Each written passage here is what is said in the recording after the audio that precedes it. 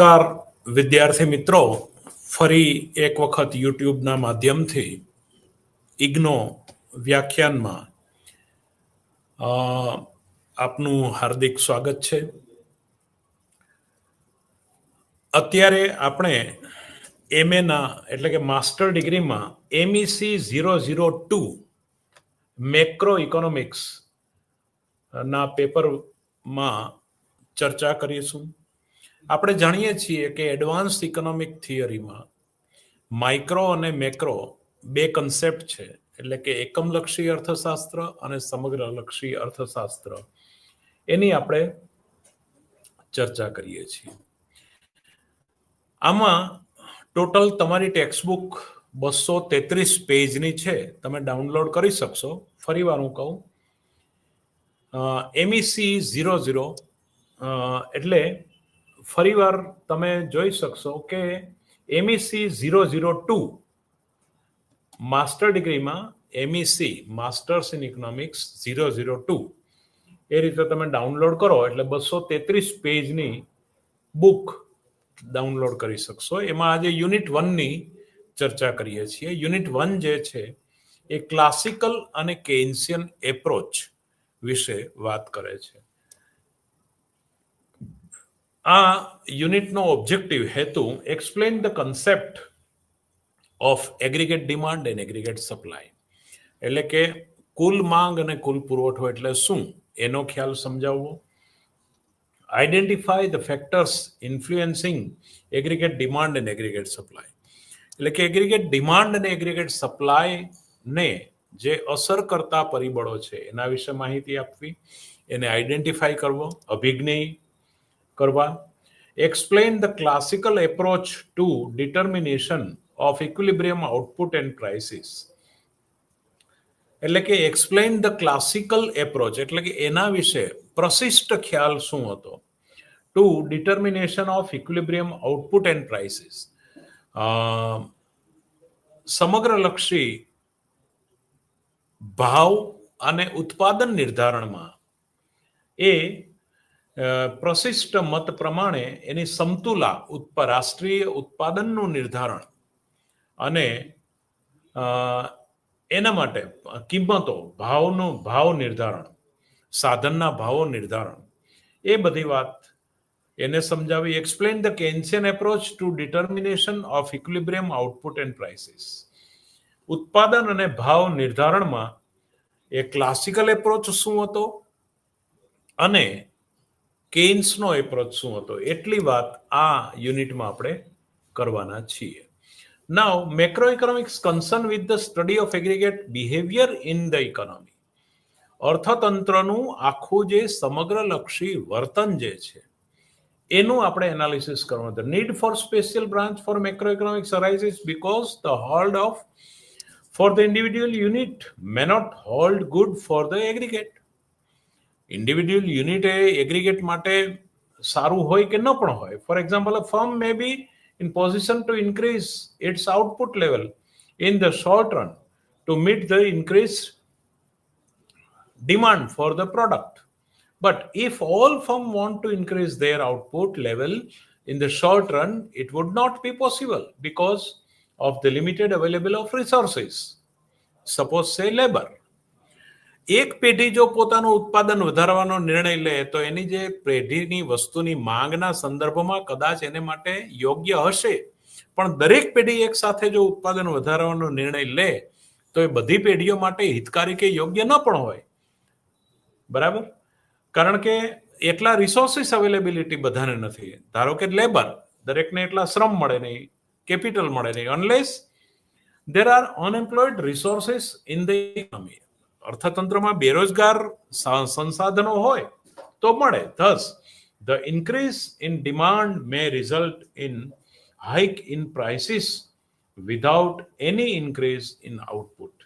Now, though the intersection of aggregate demand and aggregate supply, એટલે કે અસરકારક કુલ માંગ રેખા અને કુલ પુરવઠા રેખા, એટલે ઋણ ઢાળ અને ધન ઢાળ, એના દ્વારા એક કાતરના પાંખિયાની માફક એક જગ્યાએ પ્રાઇસ ડિટર્મિનેશન થાય.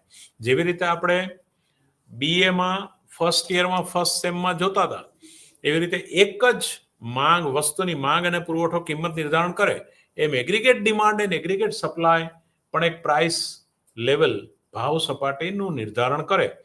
Change in aggregate demand or aggregate supply would influence the level of output and prices. એટલે કે અસરકારક માંગ, કુલ માંગ અને કુલ પુરવઠાના ફેરફારો એ પ્રભાવિત કરે છે કોને?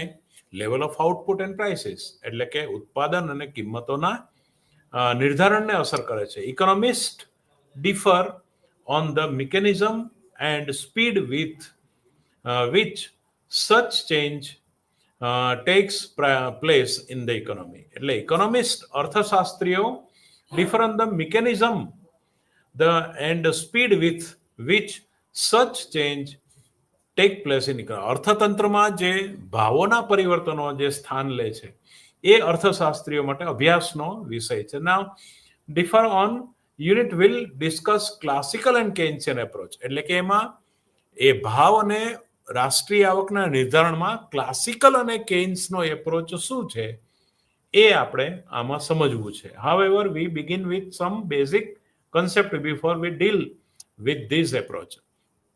આપણે આ ક્લાસિકલ અને કેન્સના એપ્રોચ વિશે માહિતી મેળવીએ એના પહેલા કેટલાક પાયાના કન્સેપ્ટ, એને એટલે કે એની પરિભાષા આપણે સમજવી પડે.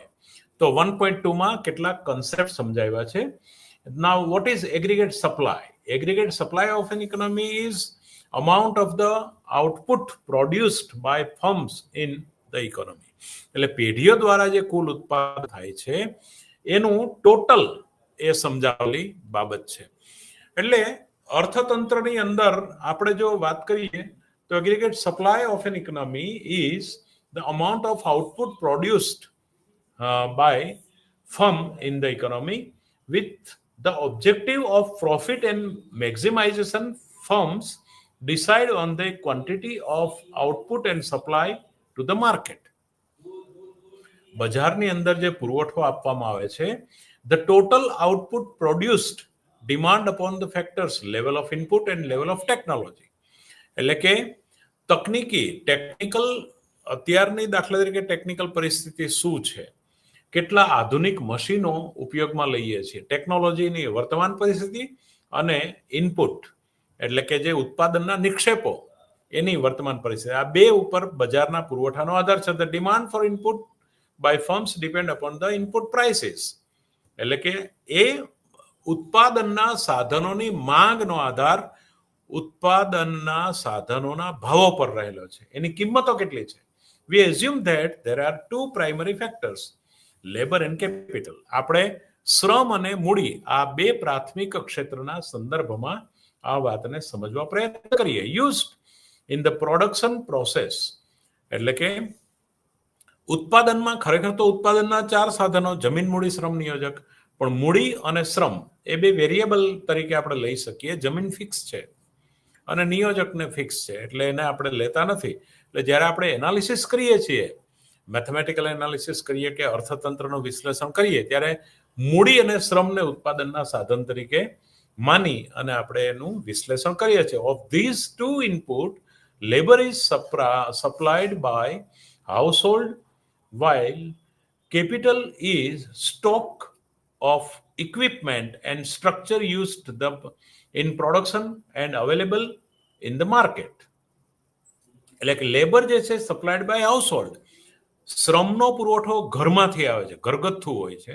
જ્યારે મૂડી જે છે જથ્થો હોય છે, એટલે કે એ ઇક્વિપમેન્ટ, એના જે સાધનો અને એનું માળખું, એના ઉત્પાદનનું માળખું, એના ઉપરથી માર્કેટમાં અવેલેબલ બને છે. Now the machineries, buildings and vehicles are example of capital input. એટલે એની જે મશીનરી જે છે અને જે વાહનોનું જે બાંધકામ છે એ કેપિટલ ઇનપુટ એટલે કે મૂડી સંસાધનોનું મોટું ઉદાહરણ છે. ધો investment we can increase the level of capital input in the economy.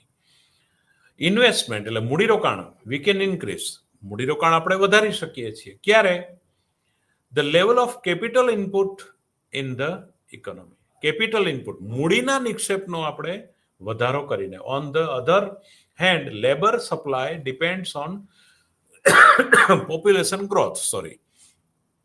વસ્તી વૃદ્ધિ પેલામાં જે છે એ મશીનોના ઉત્પાદન વૃદ્ધિ પર એનો સ્ટોક વધે, જ્યારે મૂડી વસ્તીનો વધારાના આધારે લેબર ફોર્સ વધે. દાખલા તરીકે આજે જન્મનાર બાળક એ આજથી 20 કે 25 વર્ષ પછી કે 18 વર્ષ પછી મેચ્યોર થયા પછી એ લેબર માર્કેટમાં આવવાનું છે. એટલે 18 વર્ષે મજૂરનો પુરવઠો એ વધશે લેબર એટલે પોપ્યુલેશન ગ્રોથના આધારે. નાઉ we will learn more about the production function, which shows a technical relationship between input and output. આપણે બ્લોક 2 ની અંદર ત્યાર પછી આનું જોવાના છીએ કે નિક્ષેપ અને ઉત્પાદન વચ્ચેનો શું સંબંધ છે. As the quantity of input used increase, there is an increase in output, and therefore the quantity supplied aggregate supply curve is plotted on, હવે નીચે ઇન ફિગર 1.1 એટલે પેજ નંબર તમને 7 ઉપર એગ્રીગેટ સપ્લાય અને એગ્રીગેટ ડિમાન્ડ એની આકૃતિ દોરેલી છે. આપણે જરા એને જોવા પ્રયાસ કરીએ.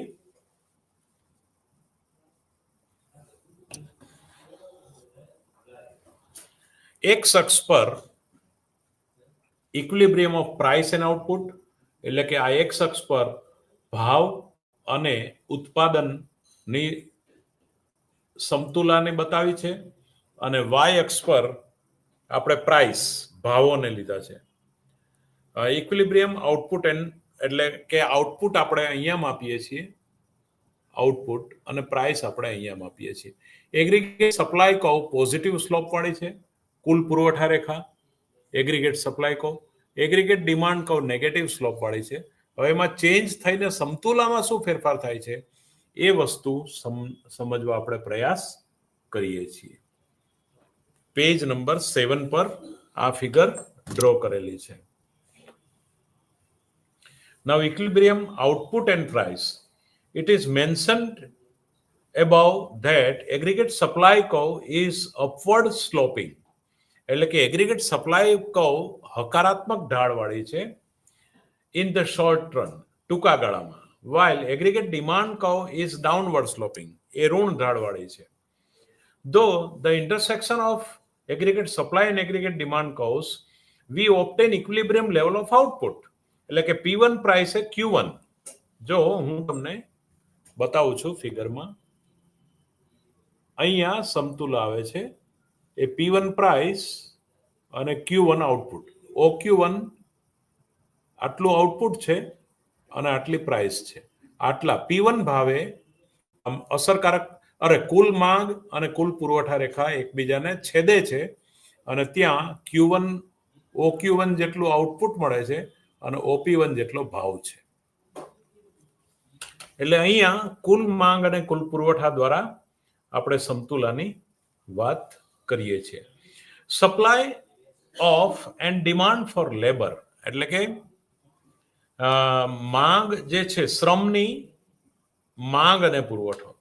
The quantity of labour supplied LS by household depend. હવે લેબરની આપણે વાત કરીએ તો એ હાઉસહોલ્ડમાંથી આવે છે, તો prevailing veg upon the prevailing veg rate. If wage rate is too low, certain individuals may output of the market, while at higher wage rate individual may put in more working hours. એટલે કે થોડા તમે એને વધારે કામ આપવા માટે વધારે કલાકનું કામ, તો કે wage rate individuals may put in more working hours. એને થોડા વધારે કલાક, કોઈનો દાખલા તરીકે ઓફિસ અવર 11 થી 5 હોય તો તમે એમ કહો કે ભાઈ તમે 1 કલાક વધારે તમને વેતન વધારો મળશે. એટલે કે વધારાના કલાકનું તમે વેતન વધારીને એને કહી શકો વધારે કામ માટે. Thus, there is a direct relationship between labour supply and veg rate. એટલે વેજ રેટ વધે, લેબર સપ્લાય વધે, વેજ રેટ વધે, લેબર સપ્લાય વધે. એટલે કે aggregate supply curve positive slope વાળી હશે. Remember that When we talk to unemployment, we mean involuntary unemployment. જ્યારે આપણે બેરોજગારીની વાત કરીએ છીએ ત્યારે અનૈચ્છિક બેકારીની વાત કરીએ છીએ. જે વ્યક્તિ ચાલુ ઉંમરે કામ કરવા તૈયાર હોય અને ચાલુ વેતન દરે કામ મેળવવા ઈચ્છા અને શક્તિ ધરાવતો હોય અને એની લાયકાત પણ હોય, પણ એને એ અર્થતંત્રમાં કામ ન મળે તો એને બેકાર કહેવાય. અને આ બેકારોના સમૂહને બેકારી કહીશું. એટલે આ રીતે ઇનવોલન્ટરી અનએમ્પ્લોયમેન્ટની વાત આપણે કરીશું. વી એક્સક્લુડ વોલન્ટરી અનએમ્પ્લોયમેન્ટ.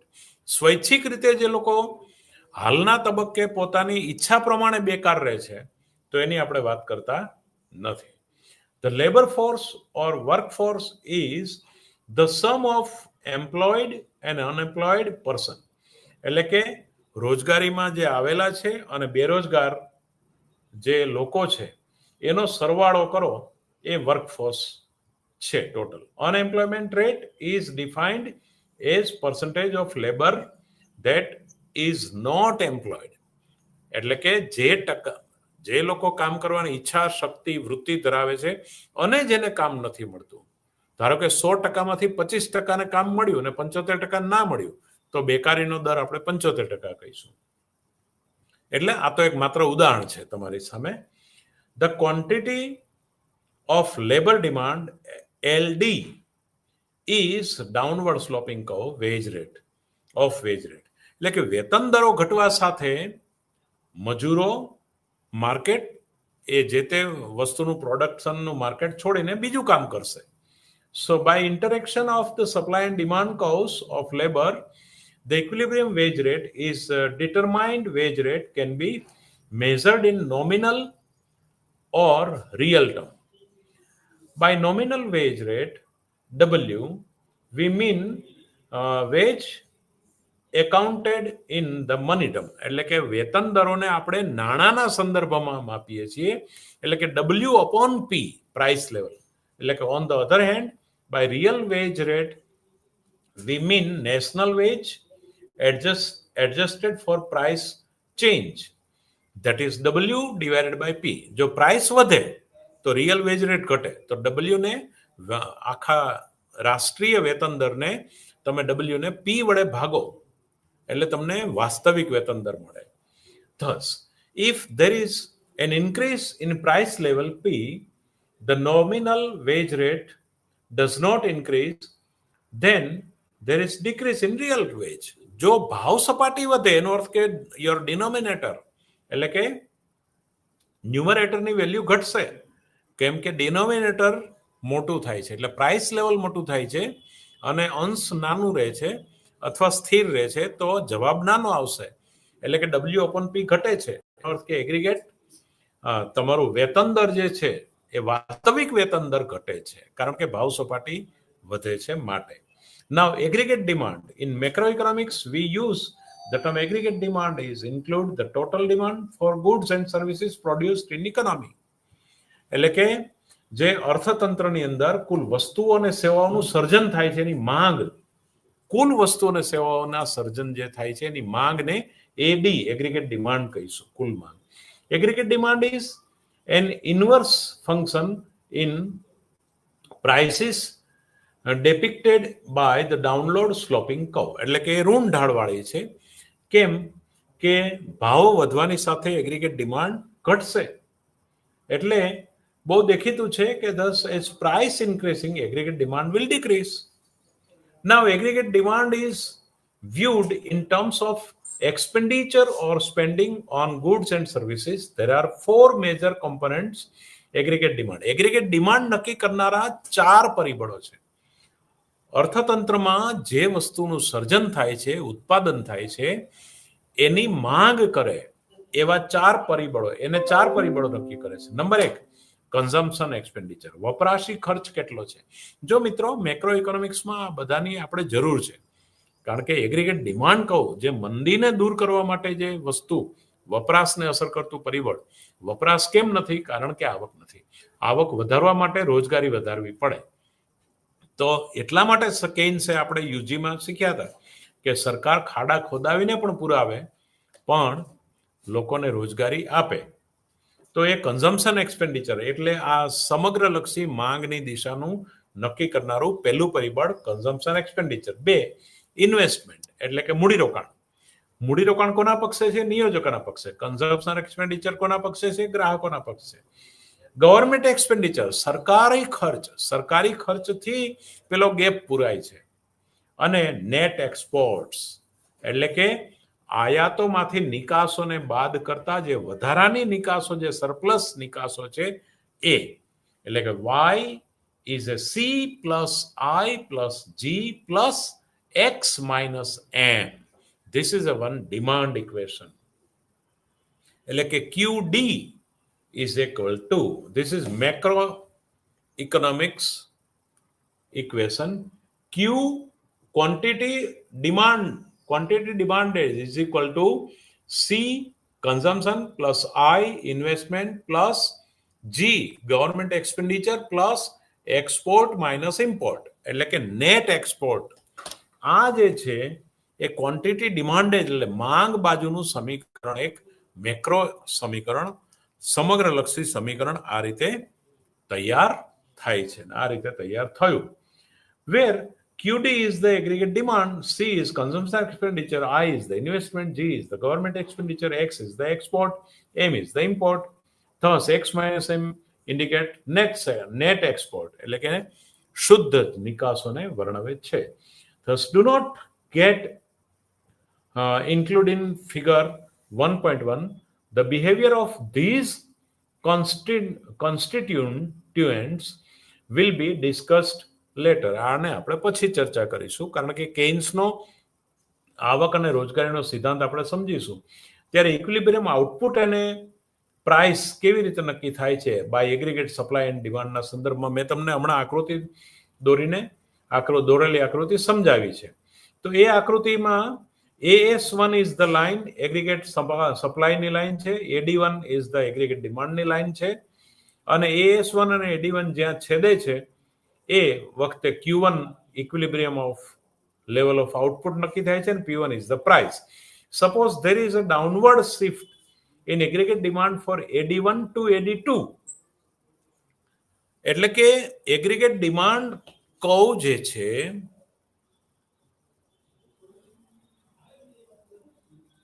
અહીંયાથી, એગ્રીગેટ ડિમાન્ડ કર્વ અહીંયાથી થોડીક નીચેની તરફ આવે છે, એટલે કે આ અહીંથી અહીંની તરફ આવે છે. એટલે એગ્રીગેટ ડિમાન્ડ કર્વ AD1 થી AD2 થાય છે. અને એગ્રીગેટ સપ્લાય કર્વ પણ તમે જુઓ કે એગ્રીગેટ સપ્લાય કર્વ અહીંયાથી અહીંયા આવે છે. એટલે જો એગ્રીગેટ ડિમાન્ડમાં ચેન્જ નહીં થાય અને એગ્રીગેટ સપ્લાયમાં ચેન્જ થશે, બંનેમાં ચેન્જ થશે તો સમતુલા બિંદુ આ છે. બરાબર, મૂળ સમતુલા અહીંયા હતી એ બદલીને અહીંયા આવે છે.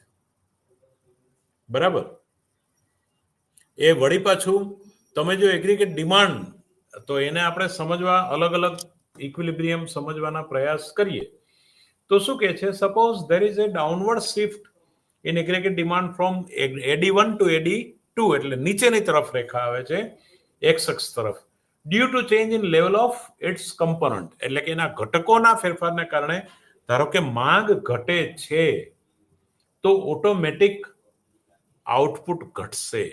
Q1 નું OQ1 નું OQ2 થશે. According the equilibrium level of output and price will change Q2 and P2. હવે Q2 ને P2 બંને, પહેલા હું માત્ર માંગ ઘટાડાની વાત કરું છું.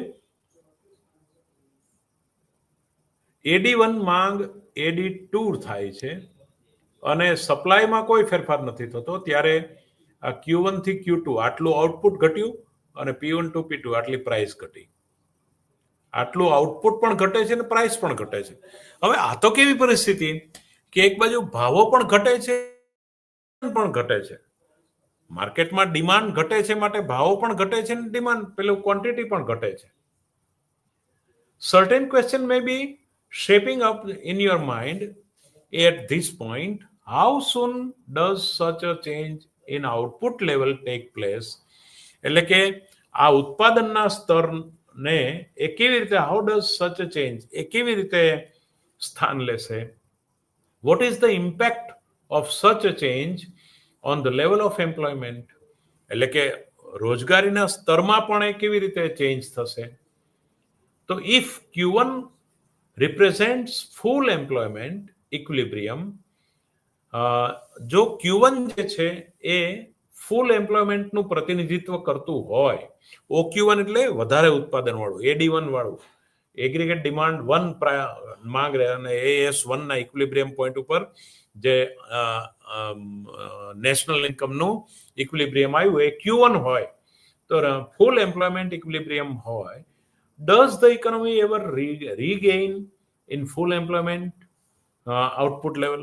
એ ફરી વાળું પાછું, ધારો કે કોઈક સંજોગોને કારણે એની ડિમાન્ડ ઘટે છે, એગ્રીગેટ ડિમાન્ડ, એને કારણે જે આઉટપુટ અને પ્રાઇસ નીચા લેવલ પર જે સ્ટેબલ થયા એને પાછા ઊંચા લઈ જઈ શકાય? કારણ કે નહીતર તો આ ધીમે ધીમે મંદી તરફ જવાનું. તો when there is a declining in aggregate demand, the immediately impact is a downward shift in the output level. એટલે કે એ નીચે આવે તો consequently there is rise in unemployment and economy. ભાવો પણ ઘટશે, ઉત્પાદન પણ ઘટશે. પરિણામ શું આવશે? અર્થતંત્રમાં બેરોજગારી ઊભી થશે. તો the decline in wage rate is likely to reduce cost of production, hence the price level. એ ઉત્પાદન ખર્ચ ઘટાડે, વળી પાછું ભાવ સપાટી ઘટાડે. As a result aggregate supply curve will shift downward. કારણ કે એગ્રીગેટ ડિમાન્ડ કર્વ ડાઉનવર્ડ થઈ છે, માટે ધીમે ધીમે કરતા જો AD1 AD2 થાય છે, AD1 AD2 થાય છે ને એને કારણે સપ્લાય AS1 AS2 થાય છે. તો એ તો પાછું ઘટતું ઘટતું બધું જ નિરાશા તરફ જતું જાય, બધું ઘટતું જાય, બરાબર? તો વળી પાછું પ્રાઇસ લેવલ ડાઉન થાય, એટલે આ બધું તો મંદી તરફ પ્રયાણ કરે. તો એટલે આખરે the decline in wage rate likely to reduce cost of production and hence price level. As a result, AS will shift downward. The whole process, however, takes time as the decline in nominal wage and prices is not instantaneous. Therefore, in the short run, output decline below full employment level, but in the long run, it return to the full employment level. So long on output remain below full employment level. There is a tendency for wage rate to decline, though adjustment in wage rate and prices and output level recovers to the full employment level, although with considerable delay. Once full employment is realized, increase in aggregate demand will result in price rise. Thus, fluctuations in output, wage, and price level are a part of the process. Such fluctuations are often systematic and called business cycle. આને વ્યાપાર ચક્ર કહેવાય. કઈ કઈ process બતાવી છે, બહુ સરસ. આ બે લીટી બહુ જ સરસ છે, એને સમજવા જેવી છે. લાંબા ગાળે શું થશે કે ફૂલ એમ્પ્લોયમેન્ટ જે છે અને વેતન દરો એ ઘટવા તરફના વલણ છે. એટલે વેતન દરો પણ ઘટશે અને અપૂર્ણ રોજગારીય સમતુલા આવશે. એટલે અર્થતંત્ર હંમેશા અપૂર્ણ રોજગારીય સમતુલામાં આવશે. એટલે લાંબા ગાળે હવે એને તમારે જો વળી પાછું પેલા પોઈન્ટ ઉપર પૂર્ણ રોજગારી ટચ થવું હોય તો તમારે શું વધારવું પડશે? ઇન્ક્રીઝ ઇન એગ્રીગેટ ડિમાન્ડ, એટલે કે અસરકારક માંગ, કુલ માંગ વધારો. હવે કુલ માંગ વધારાને એટલે ફ્લક્ચ્યુએશન્સ શેમાં થાય છે? Output, veg rate and price level. Output ઘટે છે, વેતન દરો ઘટે છે અને ભાવ સપાટી ઘટે છે. તો આને વળી પાછું તમે અપ ચડાવો, એટલે કે ડિમાન્ડ વધારવા માટે સચ ફ્લક્ચ્યુએશન્સ આર ઓફન સિસ્ટમેટિક. એટલે આ વારંવાર આવું થાય. ઉત્પાદન ઘટે, ભાવો ઘટે, પેલું વેતન દર ઘટે, ઉત્પાદન ઘટે, વેતન દર ઘટે, ભાવ સપાટી ઘટે, એ ઘટતું ઘટતું મંદી તરફ આવે. એટલે તમારે અમુક પ્રકારનું દાખલા તરીકે વાહનને કન્ટિન્યુઅસ રોડ પર ચાલુ રાખવું હોય તો એને રેગ્યુલર ગાડીને તમારે રેસ મારવી પડે. એટલે પેટ્રોલનું ફ્લ્યુ એ બળતણ આપવું પડે પેટ્રોલનું, તો તમારી ગાડી રેગ્યુલર ચાલે. એ પણ ગાડી બીજે ટકરાઈ જાય એટલું પણ ગેર નહીં આપવાનો. એટલે નોર્મલ સ્પીડમાં તમારે ચાલતા રહેવું પડે. એટલું ગવર્મેન્ટ ઇન્વેસ્ટમેન્ટ જરૂરી છે, નહીં તો અર્થતંત્ર ધીમે ધીમે મંદીની દિશામાં આવી જાય. નાઉ મેઝરમેન્ટ ઓફ એગ્રીગેટ આઉટપુટ, એટલે કે એગ્રીગેટ આઉટપુટને મેઝરમેન્ટ કેવી રીતે કરવો, કુલ પુરવઠાને કેવી રીતે માપી શકાય, એની પણ વાત આપણે અહીંયા કરીએ. You may have heard of the concept gross domestic product, જીડીપીના આપણે યુજીમાં ઘણી વાત કરી છે કે ગ્રોસ કાચી આંતરિક પેદાશ, દેશની અંદર જે ઉત્પાદન થાય છે એનો સરવાળો, which is measured in current prices or in constant prices. કાં તો એને તમે ચાલુ ભાવે અથવા અચળ ભાવે માપી શકો. Empirically aggregate output of an economy is given by GDP at constant prices.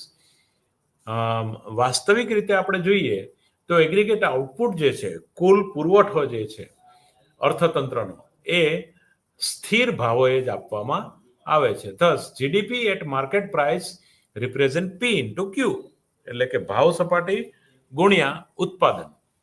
એટલે કે GDP can be measured by 3 approaches. એટલે કે જીડીપી જે છે ગ્રોથ, કાં તો તમે ઉત્પાદનની રીતે માપો, sum of final output that is Q, sum of factor income Y. દરેક કાં તો તમે સાધન ખર્ચની રીતે માપો કે નિયોજકે જમીનને આટલા ચૂકવ્યા, મૂડીને આટલું વ્યાજ ચૂકવ્યું, શ્રમને આટલું વેતન ચૂકવ્યું અને પોતાનો નફો આટલો, એ સાધન ખર્ચની રીતે માપો. અથવા સમ ઓફ ફાઇનલ આઉટપુટ, જે વપરાશી છેલ્લી વસ્તુનું વપરાશ જે છે એનું આઉટપુટનો સરવાળો કરો. અથવા ત્રીજી method sum of final expenditure, એટલે કે દરેક ક્ષેત્રમાં જે ફાઇનલ ખર્ચ કર્યો છે એક્સપેન્ડિચર, એની વાત તમે માપો. તો all 3 measures provide the same value of GDP. આ ત્રણેય માપદંડો જે છે એ ફાઇનલ જીડીપી અને આ ત્રણેયનું રાષ્ટ્રીય આવક, રાષ્ટ્રીય ખર્ચ અને રાષ્ટ્રીય ઉત્પાદન, ત્રણેયની જે વેલ્યુ એ ફાઇનલ તો એક સરખી આવે, કારણ કે જેટલું રાષ્ટ્રીય ઉત્પાદન થયું છે એટલો રાષ્ટ્રીય ખર્ચ થયો છે, એટલું રાષ્ટ્રીય આવક થઈ છે. એટલે કે આ therefore we will use y and q interchangeably to represent aggregate output. એટલે કે કુલ ઉત્પાદન માપવા માટે y ને, એટલે કે આવક અને ઉત્પાદનને આપણે સેમ નામથી જ બોલાવીશું, સેમ રીતે જ, કારણ કે બધી સરખી જશે. if we subtract net taxes, જો એને આપણે બાદ કરીએ જે સરકાર દ્વારા, કારણ કે સરકારમાં ટેક્સ જે આવે છે ઉત્પાદનમાંથી, એ ટેક્સને તમે બાદ કરો, કારણ કે એ તો ટ્રાન્સફર ઇન્કમ જ છે ને. તો from total income Y we obtain personal disposable income. જો, કારણ કે દરેક ઘરગથ્થુ લોકો જે ટેક્સ આપે છે એને બાદ કરો. ધારો કે તમારી 1000 રૂપિયાની આવક છે અને એમાંથી 200 રૂપિયા ટેક્સ ભરો છો, તો 200 ને બાદ કરો તો 800 તમારી વપરાશ યોગ્ય આવક બનશે. That is your disposable income, which is a determining factor in consumption expenditure. એટલે એ તમારું વપરાશને નિર્ધારિત કરશે. વપરાશ યોગ્ય આવક એ તમારી વપરાશ ખર્ચને નક્કી કરશે.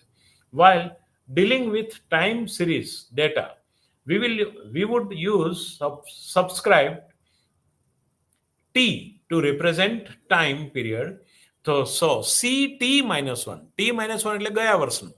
ધારો કે આ CT એટલે 2023-22 ની વાત કરતા હોય, CT -1, તો 2021 ને આપણે બતાવવું હોય તો CT -1 ની રીતે આપણે કહીશું. Is total consumption for period T-1, T-1 period માટે. Now the circular flow of income. હવે આખા રાષ્ટ્રીય આવકનો ચક્રીય પ્રવાહ જે છે એ તમારા પાના નંબર 9 પર બતાવવાનો પ્રયાસ કર્યો છે. તો there are basically 3 economic agent in economy. અર્થતંત્રની અંદર 3 ઇકોનોમિક એજન્ટો છે. એક હાઉસહોલ્ડ એટલે કે દરેકના ઘર, આખા દેશમાં અર્થતંત્રમાં દરેક માણસો ક્યાં રહે છે? ઘરમાં રહે છે. એટલે આર્થિક ઘટક કયું છે? ઘર, કુટુંબ. તો હાઉસહોલ્ડ, ફર્મ્સ જે ઉત્પાદન કરે છે એ કોણ કરે છે? પેઢી. વ્યક્તિગત પેઢીઓ જે છે એ જેમ પેલું દરેકનું ઘર જે છે એ ગ્રાહકનું ઘટક છે, માંગનું ઘટક કુટુંબ છે, એવી રીતે ઉત્પાદનનું ઘટક ફર્મ છે, પેઢી છે, અને પેઢીઓનો સમૂહ જે છે એ ઉદ્યોગ કહેવાય છે. તો payment number 1, now there are basically 3 economic agent: household, firm and government. અને ત્રીજું સરકાર, જે લોકોએ ટેક્સ ભર્યો એ ટેક્સ કોની આવક થઈ? સરકારની.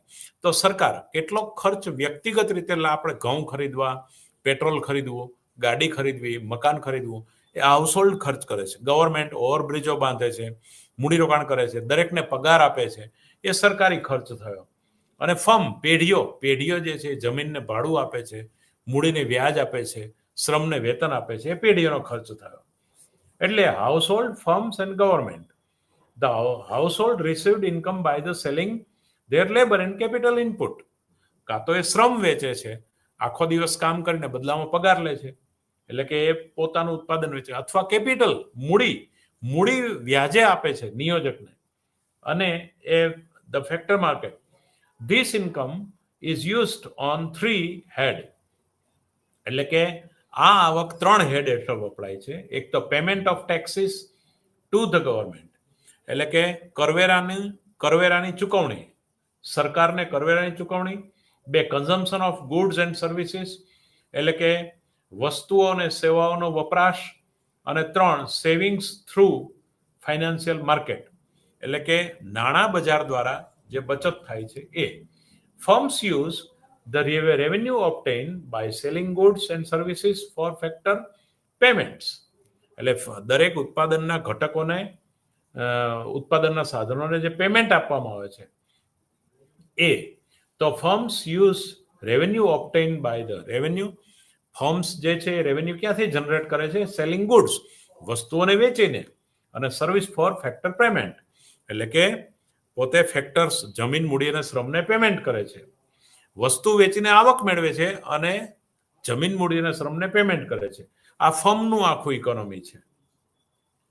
તો if government revenue is less than its purchases, જો સરકારની આવક એની ખરીદી કરતા ઓછી હોય, that means there is a deficit. એનો અર્થ કે સરકારની આવક ઓછી અને એની ખરીદી વધારે છે, એનો અર્થ કે સરકારી ખાધ પડે છે. તો the government borrows from financial market. તો નાણાં બજારમાંથી સરકાર દેવું કરશે, એટલે જાહેર દેવું કરે છે.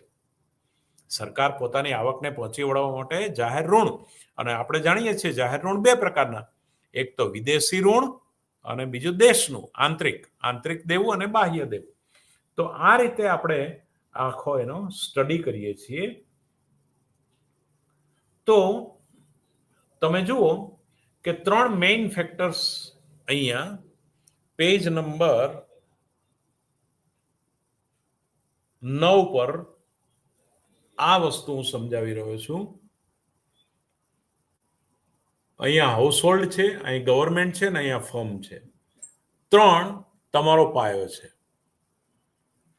બરાબર છે? આ 3 બાબત પાયો. એક બાજુ હાઉસહોલ્ડ શું કરે છે? તો કે અહીંયા આવ્યા તો ત્યાં શું લખેલું છે? વપરાશ કરે છે, કન્ઝમ્પશન કરે છે. ઘરમાંથી આપણે કોલગેટ લેવા ગયા, પેટ્રોલ લેવા ગયા, તો લેવા ગયા પણ મળશે ક્યાંથી? પેઢીએ ઉત્પાદન કર્યું હશે તો મળશે ને. તો આ વસ્તુ શું બતાવે છે? હું વાંચું છું. Market for goods and services. વસ્તુ, તમે શોપિંગ મોલમાં જાઓ છો કે દુકાનમાંથી ખરીદો છો, તો અહીંથી ગ્રાહક ત્યાં આવ્યો. હવે પછી અહીંથી અહીંયા અહીંયા ઘડી અહીંયા ફર્મ છે, અહીં પેઢી ઉત્પાદન કરે છે.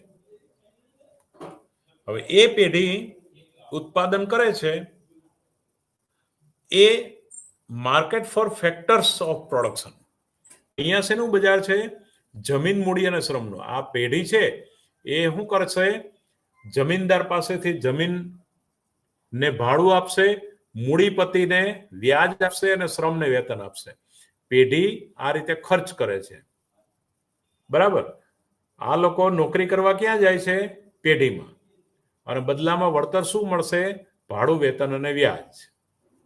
હવે એ પાછું ક્યાંથી કોને મળે છે? હાઉસહોલ્ડને. એટલે આ એક ચક્ર બહારનું પૂરું થયું. ફરી વાર કહું, ઘરમાંથી માણસ કામ કરવા પેલું ડિમાન્ડ કરે છે.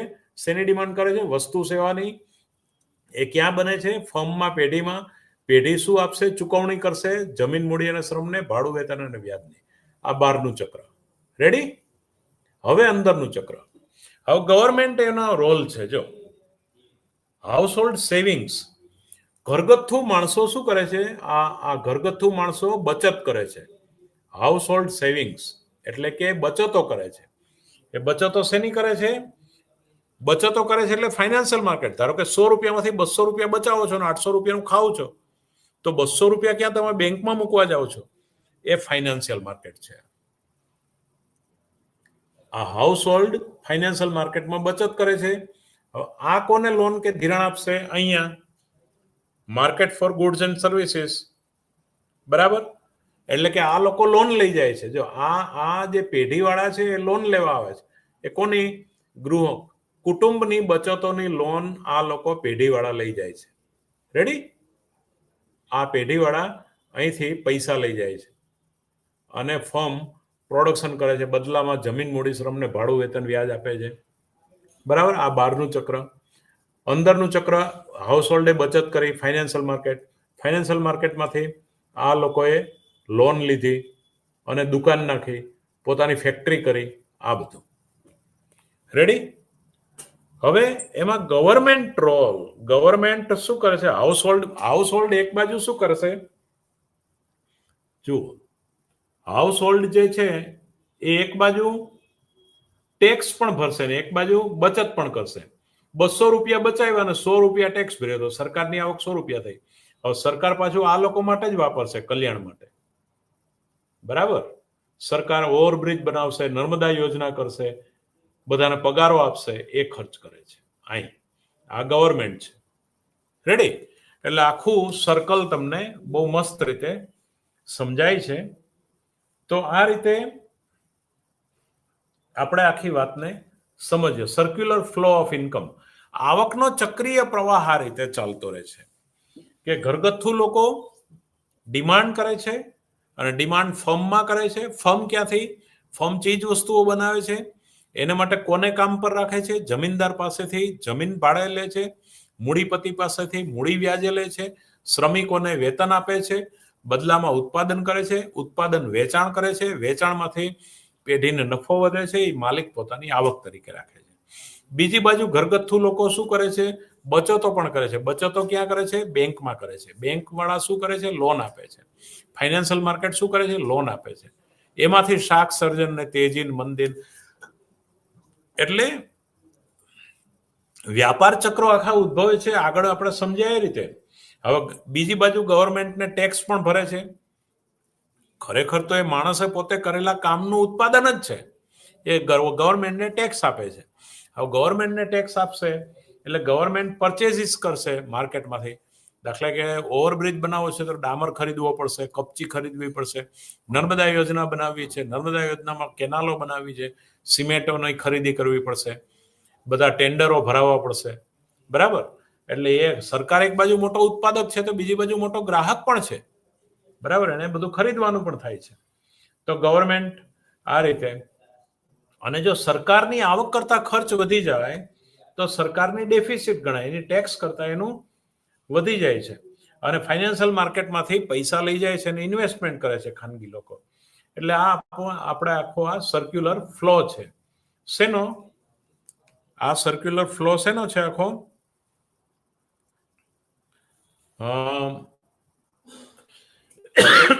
રાષ્ટ્રીય આવકનો આખો ચક્રીય પ્રવાહ છે. તો આ રીતે આપણે સમજી શકીએ.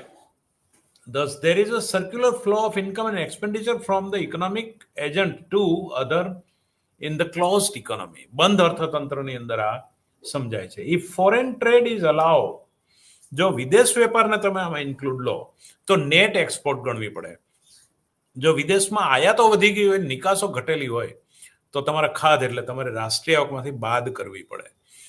એટલે નેટ નિકાસો, જે નેટ એક્સપોર્ટ જે ઇન્ક્રીઝ થયું છે એ એક્સપોર્ટને જ તમારે ગણતરીમાં લેવાનું છે. એટલે if foreign trade is allowed, the model presented in figure 1.2, એટલે કે ઉપર મેં જે આખું ચક્ર બતાવ્યું એમાં need modification and external sector needs to be introduced. એટલે કે remember that the circular flow depicted in figure 1.2 is a simplification of reality even for a closed economy. બંધ અર્થતંત્ર માટે here we assume that household own labor and capital, પોતાનું શ્રમ અને મૂડી, એને હાઉસહોલ્ડને, એટલે in practice firm also own capital, એટલે કે પેઢીને પોતાનું મૂડી પણ હશે. Make investment and pay taxes to the government, એ પોતાના મૂડીમાંથી જે નફો કમાણા છે એ કેટલુંક ઇન્વેસ્ટમેન્ટ કરશે ને કેટલોક સરકારને ટેક્સ ભરશે. તો government transfer money to household as social security measures, એટલે સરકાર કેટલો ખર્ચ કરે છે સોશિયલ સામાજિક સુરક્ષા પાછળ, વીમા યોજનાઓ, નાન બધું, બીજા ખર્ચાઓ, સોશિયલ સિક્યુરિટી, રોડ રસ્તાઓ, વીજળી, પાણી, ઇન્ફ્રાસ્ટ્રક્ચર પાછળ સરકારના ખર્ચાઓ, આ બધા ઇન્ફ્રાસ્ટ્રક્ચર પાછળ છે, સોશિયલ સિક્યુરિટી પાછળ છે. Now the various schools of thought. હવે આમાં જુદી જુદી સ્કૂલ્સ ઓફ થોટ એટલે વિચારસરણીઓ વાળી જે છે એ schools of thought. Among economist there is no agreement on how adjustment is equilibrium level of output, price and employment take place. એ કેવી રીતે કુલ ઉત્પાદન, ભાવો અને રોજગારીનું નિર્ધારણ થાય છે, એમાં અલગ અલગ સ્કૂલો વચ્ચે, સપોઝ હાર્વર્ડ છે, પછી લંડન સ્કૂલ ઓફ ઇકોનોમિક્સ છે, તો આ બધામાં અલગ અલગ મંતવ્યો છે. એ બધા અલગ અલગ મંતવ્યો ધરાવે છે. There are also difference in various in views on the sources of economic fluctuations, એટલે કે આર્થિક ફ્લક્ચ્યુએશન્સ, પરિવર્તનો આવે છે એમાં, એટલે કે વ્યાપાર ચક્રોનો ઉદ્ભવ થાય છે, એના માટે ડિફરન્ટ વ્યૂઝ છે, એના અલગ અલગ વ્યૂઝ છે, એના મંતવ્યો છે. Basically there are two important school of thought, classical and Keynesian. એટલે બેઝિકલી આપણે ક્લાસિકલ એટલે પ્રશિષ્ટ, એમાં જે અર્થશાસ્ત્રીઓ છે, અને કેન્સ, આ બેની વિચારસરણી આપણે જોવા પ્રયત્ન કરીએ છીએ. Classical approach is a term coined by the John Maynard Keynes to reflect the ideas presented by the economist prior to him. Now, prominent among classical economists are Adam Smith, David Ricardo. ક્લાસિકલ અર્થશાસ્ત્રીઓ, પ્રશિષ્ટ અર્થશાસ્ત્રીઓમાં કયા કયા? તો કે Adam Smith છે, David Ricardo છે, થોમસ માલ્થસ છે અને જ્હોન સ્ટુઅર્ટ મિલ. આ લોકોને પ્રશિષ્ટ અર્થશાસ્ત્રીઓ કહીએ છીએ. ફરીવાર Adam Smith, David Ricardo, Thomas Malthus અને John Stuart Mill. The classical and Keynesian economist differ, એટલે પ્રશિષ્ટ અને કેન્સનું અર્થશાસ્ત્ર બે બાબતમાં ભિન્ન પડે છે. Number 1, the relative Rolls paid by supply and demand in determination of output, employment and price. ફરીવાર પહેલા નંબર પર શું છે? ધ રિલેટિવ રોલ્સ, એટલે કે સાપેક્ષ રોલ, એટલે એની ભૂમિકા, સાપેક્ષ ભૂમિકા કોની? By supply and demand in determination, માંગ અને પુરવઠા દ્વારા. શેના દ્વારા આ રોલ થાય છે? માંગ અને પુરવઠા દ્વારા ભાવ અને વેતન નિર્ધારણ અર્થતંત્રમાં કેવી રીતે થાય છે એ બંનેના સાપેક્ષ ભૂમિકાએ બંનેના મંતવ્યો જુદા પડે છે. આ નંબર 1. અને number 2, the dichotomy between real sector and monetary sector, એટલે કે વાસ્તવિક પરિબળો અને નાણાકીય પરિબળો વચ્ચેનું ડાયકોટોમી, એનો વચ્ચેનો દ્વૈત. એટલે ક્લાસિકલ અને કેઇન્સિયન થોટ જે છે એના બેઝિકલી બે દિશામાં ડિફરન્સ થાય છે. પહેલી દિશામાં કે બંનેનો ભાવ અને વેતન નિર્ધારણ, ભાવો અને વેતન નિર્ધારણમાં સેના દ્વારા માંગ અને પુરવઠા દ્વારા, કુલ માંગ અને કુલ પુરવઠા દ્વારા ભાવ અને વેતન નિર્ધારણમાં એ બંનેનો સાપેક્ષ ભૂમિકા એક. અને બીજો ડિફરન્સ છે ફ્લેક્સિબિલિટી ઓફ પ્રાઇસીસ, એટલે કે ભાવો અને વેતનોના નિર્ધારણમાં, અર્થતંત્રમાં ભાવો અને વેતનોના નિર્ધારણમાં પરિવર્તનીયતા, પરિવર્તનશીલતા. તો આ જે છે બે બાબત, the ડાયકોટોમી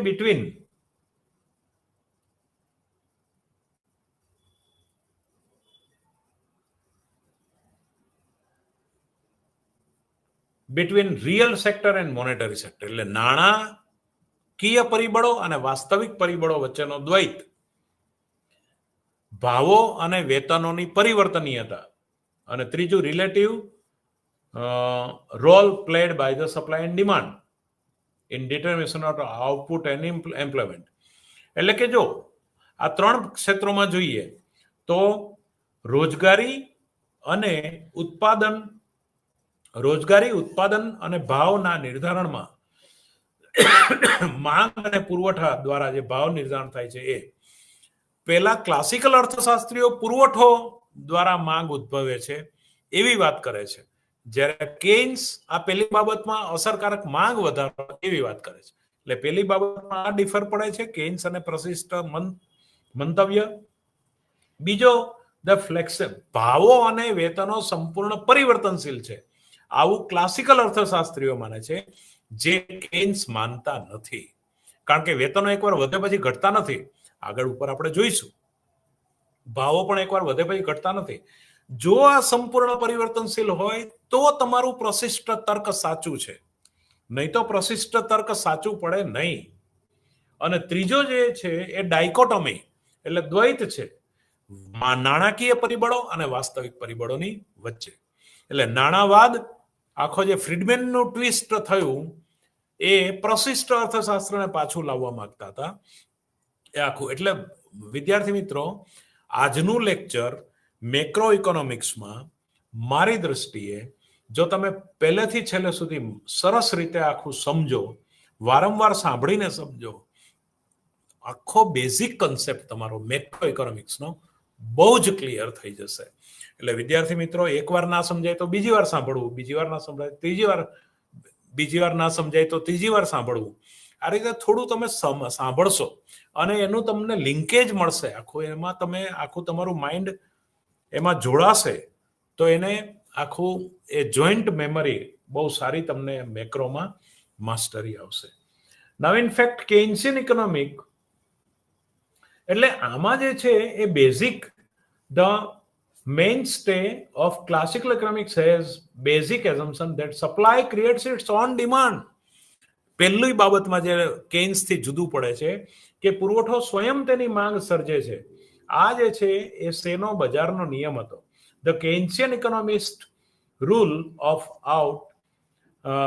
out such a possibility, particularly during period of recession. એટલે કે મંદીના સમયમાં કેઇન્સના અર્થશાસ્ત્રએ આ પહેલી બાબત સામે લાલ આંખ કરી એમાં પોતાની અસંમતિ દર્શાવે કે પુરવઠો સ્વયં તેની માંગ સર્જતો નથી. In fact Keynesian economics evolved on the aftermath of Great Depression. કારણ કે કેઇન્સનું અર્થશાસ્ત્ર 1929ની મહામંદી પછી આવ્યું. ડ્યુરિંગ 1929-34, એટલે કે 1929 થી 34 ની વચ્ચે publication of the General Theory of Employment Interest and Money in 1936 1936માં આવક અને વ્યાજનો સર્વસામાન્ય સિદ્ધાંત એવું પુસ્તક બહાર પડ્યું કેન્સનું. As we will notice below, the classical economists failed to explain the prevailing unemployment and declining. એટલે કે બેરોજગારી કેમ વધે છે, અર્થતંત્રમાં વસ્તુઓ હોવા છતાં એની માંગ કેમ નથી, કારણ કે આપણે પેલી આકૃતિમાં જોયું ભાવો અને રોજગારીનું સ્તર નીચું જતું જાય છે, વસ્તુઓ હોવા છતાં એની માંગ કેમ થતી નથી. એટલે ક્લાસિકલ અર્થશાસ્ત્ર તાર્કિક રીતે સાચું છે, પણ તર્કદોષો, તર્કની ભૂલોને કારણે પ્રશિષ્ટ અર્થશાસ્ત્ર રિયાલિટીથી આખું થોડું જુદું પડે છે, એવી વાત આખી સાબિત થઈ. બરાબર. The classical economist believe a free trade. વિદ્યાર્થી મિત્રો, હવે આ તો બહુ જ ડીપમાં છે. આગળ ઉપર આવતા લેક્ચરમાં હું આને વિશેષ ન્યાય આપવા પ્રયાસ કરીશ. સમગ્ર લક્ષી અર્થશાસ્ત્રના બેઝિક કન્સેપ્ટને સમજવા માટે મારાથી બનતો પ્રયત્ન કરી અને મેં બનતો ન્યાય આપવા પ્રયત્ન કર્યો છે. આમાં કંઈ પણ ક્ષતિ રહી ગઈ હોય તો ક્ષમ્ય ગણશો, દરગુજર કરશો. Thank you. આભાર.